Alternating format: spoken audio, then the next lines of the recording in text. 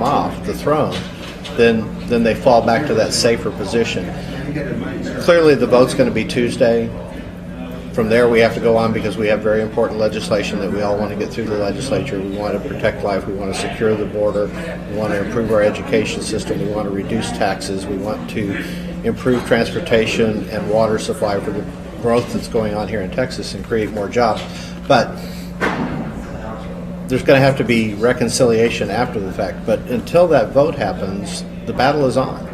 And the representatives are feeling the heat. They're telling me they're feeling the heat. They're very uncomfortable by what they're hearing out there. They need to vote, and they need to listen to their people. If Scott Turner's candidacy doesn't do anything for us in the Liberty Movement, it's the fact that we're going to get some green lights and red lights. If he's a man of his word and takes the vote to the floor, we're going to have a record vote. And I don't think that the attentions of the citizens of Texas are misplaced, especially those in the Liberty Movement. I think that this sense of urgency when it comes to the speaker's race is accurate. Their intuition is proper. Their reflex is proper. They are a liberty-guided people, and they need to be concerned about this. And yeah, they absolutely do. The record vote is a two-edged sword.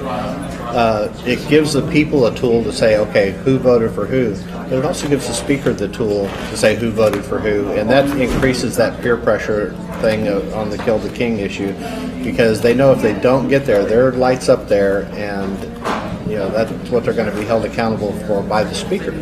So I would like to see in the caucus a quiet vote, a private vote, where the members can secret ballot. Yeah, where the members can actually cast their will without fear of retaliation and see what those numbers come up, and report what the numbers were, but not necessarily who the people were. The public vote is important for the voters to know how it went, but it also creates an immense amount of pressure on them. Well, not only that, you talk about killing the king and whether or not this is going to be effective and whether or not you're going to win the battle. We didn't win, the battle at the Alamo, but we came back at San Jacinto and won. And that same spirit was at the Alamo. You don't give up. You keep with your conservative values. You keep on your representatives. You don't lie down. I mean, you just got to keep about the fight, and you've got to keep doing what we're doing every day, and so we got to keep fighting.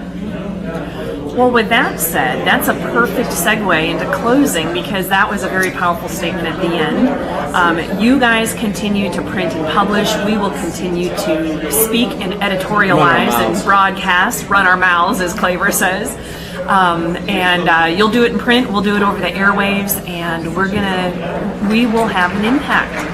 And so I appreciate how you close that out. I think that's a great place to leave it. So folks, you've been listening to Bob Price and Lana Shadwick, both from Breitbart, Texas, sharing their thoughts on both the speaker votes, what happened in the U.S. Congress this week, and more importantly, what's going to happen in Texas next week, in Austin next week. So folks, we're going to cut away to a break. We're here live at the Texas Our Texas Grassroots 3.0 training for Tea Party leadership and conservative grassroots leadership. You're listening to Raging Elephants Radio, the rebellious voice of Texas liberty. We'll be back in just a few moments.